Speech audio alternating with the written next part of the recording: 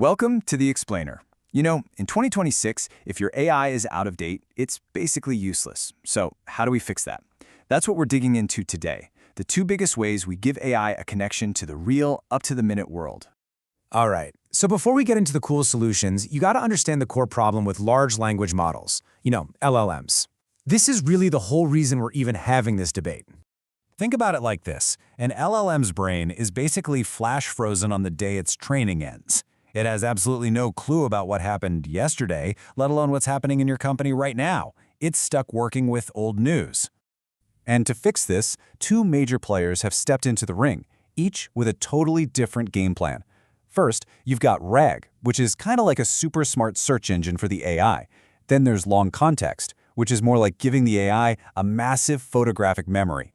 And this image, well, it lays it all out perfectly. You've got the complex, search-based world of RAG on one side, and the straightforward, just-read-it-all approach of long context on the other. This is pretty much the 2026 playbook for giving AI new information. Okay, first up, let's talk about RAG, or Retrieval-Augmented Generation. The easiest way to think about it, it's like a personal research assistant for the AI.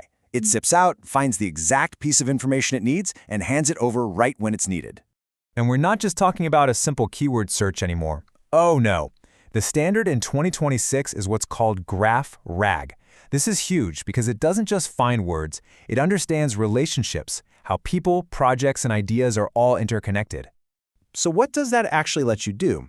Well, it lets the AI answer these crazy complex questions that jump between different ideas. Like you could ask, how did our 2024 strategy affect the Q1 product delay this year? And it can actually connect those dots by following the trail through its knowledge graph. Pretty cool, right? So here's the bottom line for RAG. You're going to want to use this when your data is massive and always changing. Think stock market data or breaking news. And crucially, it's for when you absolutely have to know where the information came from. You need those citations. All right, let's switch gears and look at the other side of the coin. Long context. This one's got a totally different philosophy. Forget searching. The idea here is to just cram everything into the AI's working memory all at once. And when I say everything, I mean everything. We're talking about context windows in 2026 that can handle over 10 million tokens. Just to put that in perspective, tokens are basically chunks of words. That's enough to fit an entire software code base, or a huge stack of legal documents all in one go. Now you might be thinking, doesn't that cost a fortune? And for a while, yeah, it did. But the real breakthrough here is something called context caching. It's a clever trick that stops the AI from having to reread that mountain of text every single time you ask a question. That's what makes it actually affordable and fast enough to use. So this makes long context the perfect tool for when you need to do a deep dive on a big but unchanging document. Imagine a lawyer throwing question after question about one giant case file. With long context, the AI has the entire file in its head the whole time. It sees the full picture always. Okay, so we've got two really powerful approaches here. Let's put them head to head and see the real trade-offs. This table really breaks it down. You can see RAG, the search engine, is great with data that's always changing, and it's awesome for tracking sources. But its weakness, if the search is bad, the answer is bad. On the other hand, long context, our digital memory, is simpler and you don't have to worry about missing something in the search. But it can get pricey and it can get confused if the information you feed it is a total mess. Which of course leads everyone to the big question, the one that's been debated for years now. But here's the thing. In 2026, that's actually the wrong question to be asking.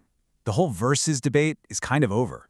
Because the truth is, the smartest, most effective systems out there today aren't picking sides. They're using both.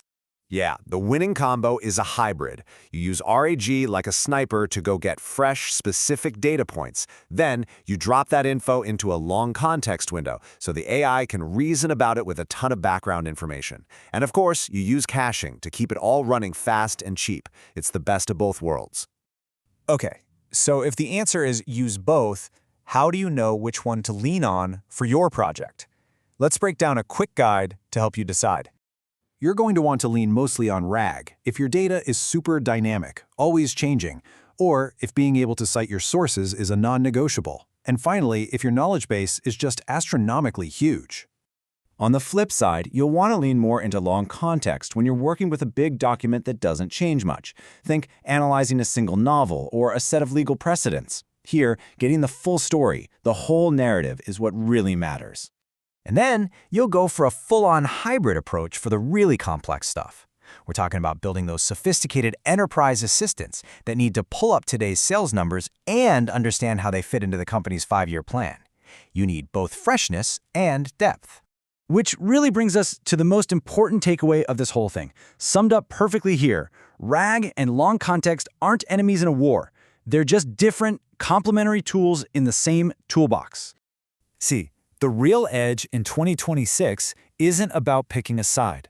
It's about being a smart architect. And that leaves you with the final and maybe most important question for your own work. When you're designing your next system, which dial are you going to turn up to 11? Accuracy, speed, or cost?